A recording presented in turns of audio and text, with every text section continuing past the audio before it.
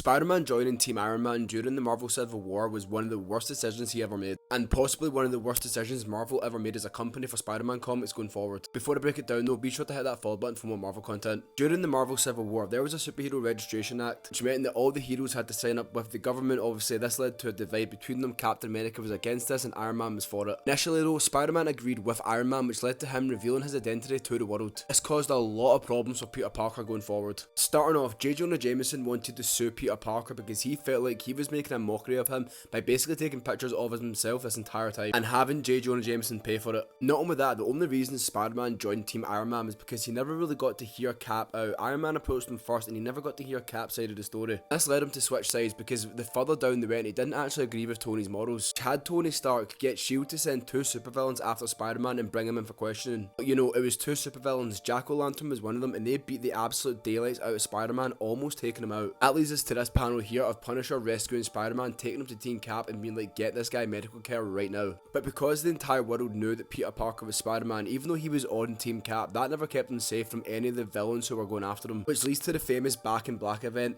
where an assassin goes after Peter Parker but the bullet accidentally hits Aunt May and leaves her hospitalized in critical condition. Which takes us to the incredibly badass moment where Peter Parker breaks into a prison and beats the living shit out of the Kingpin. But the issue is, this didn't do anything. Aunt May was most certainly going to die. Which meant Peter would go to Iron Man and say, this happened because I revealed my identity because of you. You need to pay for Aunt May's medical care. Tony Stark refuses because he's like, that would make me look bad. That would make me look as if I'm going back on all my morals. And after Spider-Man beats the living shit out of him as well, he does send Jarvis to go and help out with Aunt May, but they did find out that she was actually going to die and there was nothing they could do no matter how much money they had. And this is where it gets even worse because Mephisto appears in front of Peter Parker and he's like, I can save your Aunt May, but your entire marriage with Mary Jane has to be erased. The entire world will forget who you are, Aunt May will live, but your entire history with Mary Jane will be gone. After the two of them discuss it for a while, they both decide that Aunt May has to live, which leads to probably Marvel's dumbest decision ever and erase their entire marriage. And ever since then, the two of them have just never gotten back together and got married, even though that was some of the best era of Spider-Man comics.